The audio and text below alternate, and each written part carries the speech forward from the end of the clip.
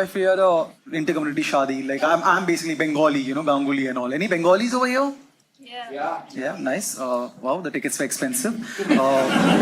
Surprised. I'm allowed to say that. And my wife, she's Gujarati. Yeah. Any Gujaratis here by any chance? आप कौन ही मानेगा? But you guys are Gujaratis. Oh wow, what's your name, brother? Dhairya. That's as Gujarati as it gets. Dhairya, you Gujarati, right? आप कुछ snacks carry कर रहे हो क्या? होगा आपके पास brother? पक्का कुछ निकलेगा यार? नहीं, Gujaratis always have snacks, always. And for some reason they call it snakes. ऐसा लगता है बड़े सारे सांप आने वाले हैं. नहीं, seriously, there, brother. Recently, I was on a flight which had a whole gang of 11 Gujaratis, and total मिला के उनके पास pantry कार्ड सारा खाना था यार. 7-8 अलग कोर्सेस थे. एक अंकल तो आचार ही बांटे जा रहे थे. Like पाथवे पे एयर होस्टेस वाला टाइम उन्होंने बताया था. वो इतनी बार पीछे आए थे, मैं तो बोल भी लिया, अंकल बार-बार जरा थोड़ा पानी ले आओ ना. मैं कहा पानी नहीं, आमरस है मेरे पास. और फिर उतरने के बाद पता चला कि उन सबका फास्ट चल रहा था. फास्ट में हाल है भाई. So we are an intercommunity couple, and a lot of people ask us that is it challenging to be an intercommunity couple? Is it challenging? And Alex, it's not for us because it depends on who's from what community. And by that I basically mean who's from a patriarch community and who's from a matriarch community. See, the thing is, I'm Bengali, and Bengali is a matriarch community. तो बचपन से मैं पला बड़ा हूँ सुनते हुए कि आदमी घटिया होते हैं, मर्दों को तो मर ही जाना चाहिए. तुम आए क्यों हो यहाँ पे? And she is Gujarati, which is a patriarch. तो वो बचपन से सुन रहे आदमी क्या स्टड लोग हैं. तो हम दोनों इस शादी में अपना लो सेल्फ कॉन्फिडेंस लेके आए हैं.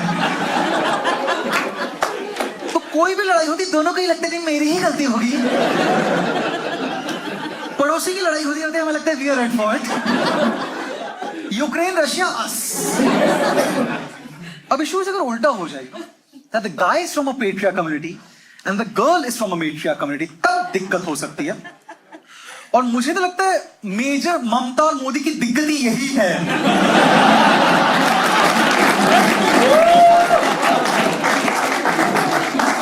मतलब अगर मोदी जी की जगह कोई गुजराती फीमेल होती, वहां से थेपला नहीं भेज देती उस तरफ.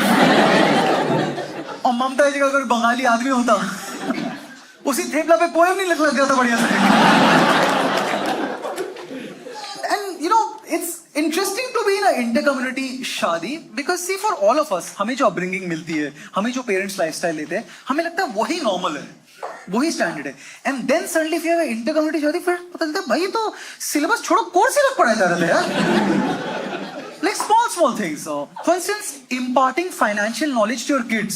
You know, like गुजराती में भयंकर लेवल पे चल रहा है, बहुत ज्यादा, full on. बेटा देख, हमारे इतने लाखों की स्टॉक मार्केट इन्वेस्टमेंट है, इतने लाख हमने एफडी में लगा रखे हैं, और इतने लाख रियल एस्टेट में.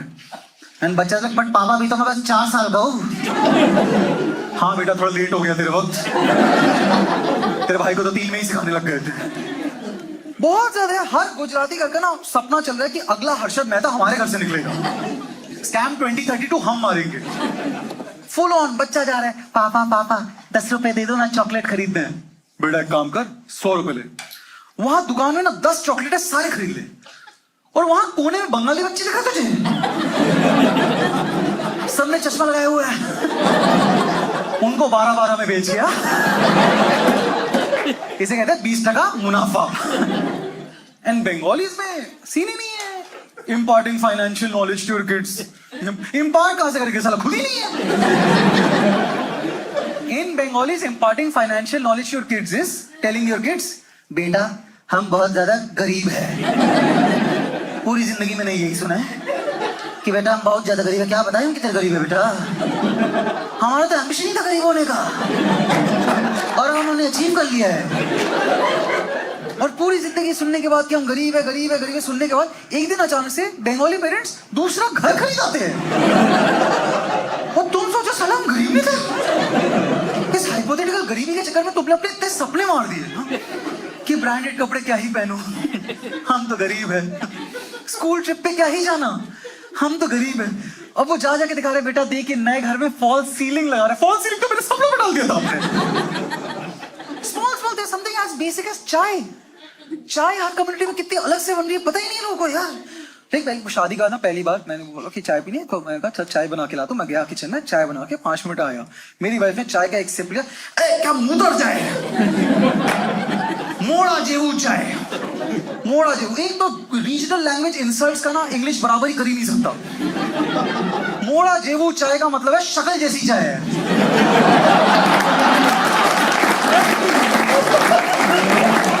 चाय की तो बेइज्जती करी करी, शक्ल की भी करती है। रात को बैठ के मैं सोच रहा हूँ चाय कैसे दिखता हुआ है। घड़िया क्या डाला तुमने इस चाय में? चाय है भाई, चाय में क्या डालेंगे? चाय में पानी डाली, चाय की पत्ती डाली, थोड़ी अदरक डाल दी, होगी चाय, दूध डाली होगी। या तुमने तो कुछ चाय में डाला ही नहीं है। फिर तू बना दे चाय। वो गई अंदर किचन के, 50 मिनट बाद बाहर आई। तूने इस चाय में क्या डाला है? उसने कहा मैंने पहले सौंफ और लेमन ग्रास को पानी के साथ उबाला है, फिर मैंने एक अदरक और उसके बाद कार्डमम का एक पेस्ट बनाया है, एंड में मैंने थोड़ी दालचीनी डाली है और उसके बाद तुलसी ऐड किया है। मैंने कहा फिर तड़का भी डाल देती, सब्जी बन गई है। भाई गुजराती खाने का मेन इंग्रेडिएंट होता है मेहनत। खाना बनाते बनाते किसी के सपने मरने पड़ेंगे, तभी खाने में स्वाद आएगा। Similarly, after marriage, I realized that we Bengalis have a major problem that we are all bunch of hoarders. Hoarder मालूम है ना कौन होता है? गेम ऑफ थ्रोन्स वाली बात नहीं कर रहा मैं, घर में बैठ के होड़ा नहीं कर रहा हूँ। होर्डिंग बेसिकली चीजें जमाना, इकट्ठा करना, कुछ फेंकना नहीं। और कुछ तो हम बंगालियों का, बंगाल फेमिन्स का साइकोलॉजिकल इंपैक्ट रहा है कि हम सारा कुछ फेंक नहीं सकते यार। बिस्लेरी के बोतल आ जाओ, जोमैटो के डब्बे हाँ जी रख लेंगे। एक्सपायरी डेट वाली दवाइयां, असली नशे तो अभी होंगे। किताब तो हम फेंक ही नहीं सकते, टैगोर खुद आके चप्पल मार देगा हमें। हर बंगाली घर का सपना होता है कि इवेंचुअली हमें म्यूजियम बन जाना है। सिवाय पैसों के आपको सब कुछ मिल जाएगा हमारे घर में। इतनी चीजें ना हमारे घर में पड़ रहे हैं। Like have you seen those overloaded tempos जिसमें सामान इतना सारा होता है? Every Bengali house is the home equivalent of that. फट रहा हमारा, अगर कोई चोर हमारे घर में आ जाए ना उसके घुटने चल जाएंगे। आधा घंटे घूमने के बाद खुद बोलते हैं रेजिडेंशियल सोसाइटी को डाउन कर। आप कोई कबर्ड खोलो, आपको अलग अलग एरा की चीजें मिल जाती है। कबर्ड खोलो, अंदर floppy disk, fax machine, audio cassette, walkman, अरे वो जी similarly in Gujarati households also there is a major obsession जिसके बारे में पूरी दुनिया को ना पता नहीं है। एक मेजर ऑब्सेशन है कपड़े धोने का। बहुत ऑब्सेशन है कपड़े धोने। हर दिन सुबह ना उन्हें वॉशिंग मशीन की आवाज चाहिए यार। आप किसी महंगे से महंगे रिजॉर्ट चले जाओ, अगर बाहर बालकनी में कच्चे सूख रहे हैं, पक्की बात है वहां पे गुजराती रह रहे हैं। मुझे तो लग रहा है किसी दिन आंटीला से नीता भाभी खुद दिखेगी ऐसे। नहीं चादर नहीं, अनंत का रुमाल है ये।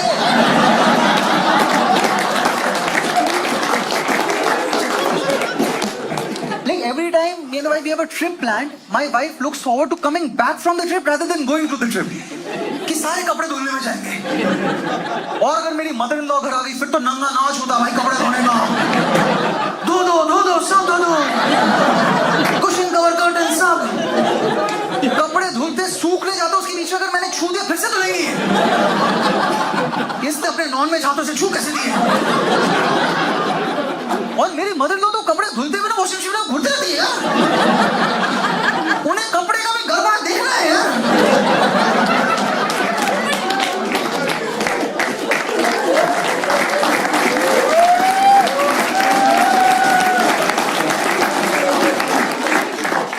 एक ही चीज है common across the Bengali upbringing and the Gujarati upbringing is that parents, Bengali parents, Gujarati parents दोनों ही हमें कभी बच्चों को कॉम्प्लीमेंट नहीं करते।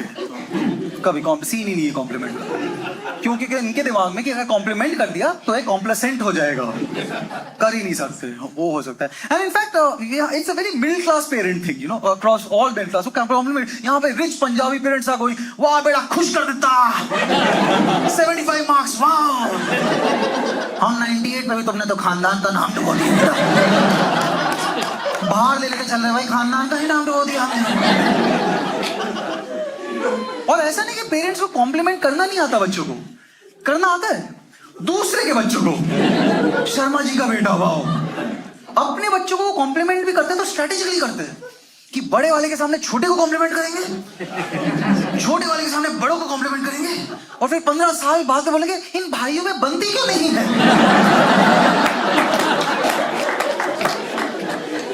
अगर दोनों साथ में होंगे ना, दोनों बड़ा छोटा दोनों साथ में, तभी ना बुआ के बेटे को कॉम्प्लीमेंट कर देगा। बुआ के बेटे को पता ही नहीं वो कमरे में घुस रहा है, उसे किसी नजरों से क्यों देख रहे हैं। And it's because of this non-complimenting nature that we all are a generation of people who are just awkward around compliments. हमें कॉम्प्लीमेंट लेना ही नहीं आता, हम awkward हो जाते हैं। कोई कॉम्प्लीमेंट ही क्या बोल देगा तुझे, क्या करना भाई इस चीज का। अगर हमें कोई कॉम्प्लीमेंट दे दे, we start giving reasons why we don't deserve the compliment. कोई बोल दे भाई तू बहुत फिट लग रहा है, नहीं ये तो शर्ट ऐसी है, लाइटिंग की वजह से लग रहा हूँ भाई। हम कॉम्प्लीमेंट को भाग की तरह ट्रीट करते हैं कि जल्दी से दे देना है। अगर कोई बोले तू अच्छा दिख, भाई तू भी अच्छा दिख रहा है भाई, बहुत अच्छा दिख रहा है भाई, जल्दी से मुंह पे थूक दे हमें।